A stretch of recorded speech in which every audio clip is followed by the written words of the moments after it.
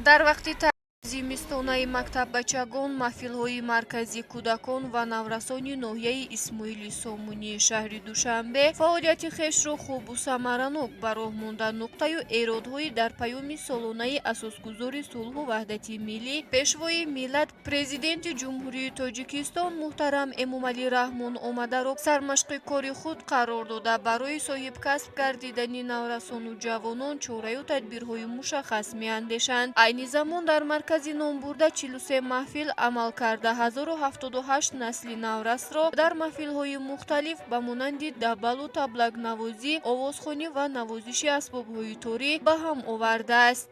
дар маркази эҷодии кӯдакон ва наврасони ноҳияи исмоили сомонӣ новобаста ба сардии зимистон ҳамаи маҳфилҳои ҳунарӣ ва забономӯзӣ кору фаъолият мекунанд.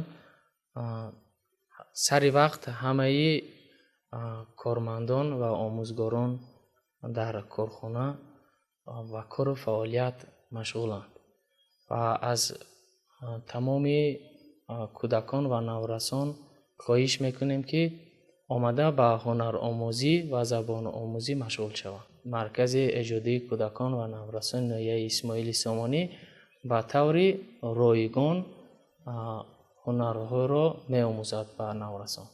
ҳамарӯза новобаста ба сардии ҳаво омӯзгорон ва роҳбарони маҳфилҳо ба шогирдон нозукиҳои ҳунарҳои интихоб кардаашонро меомӯзанд, то ин ки шогирдон дар оянда дар зиндагӣ ва дар интихоби касб ба мушкилиҳо рӯбарӯ нашаванд, зеро ҳунар чашмаи зоянда ва хушкнашаванда барои ҳар як соҳибҳунар маҳсуб меёбад. инчунин ҳунарҳои дузандагӣ, попурзанӣ, гулдӯзию бофандагӣ барои духтарон хеле хуб мебошанд. ҳамчунин омӯхтани забонҳои хориҷӣ ба хусус забони англисӣ ва русӣ дар марказ дар сатҳи зарурӣ ба роҳ монда шудааст. маҳфилҳои шашкаю шоҳмод низ дар марказ тибқи талаботи рӯз амал карда насли наврасро ба мусобиқаҳои варзишии шаҳру ҷумҳурӣ ва байналмилалӣ ҳаматарафа омода месозад.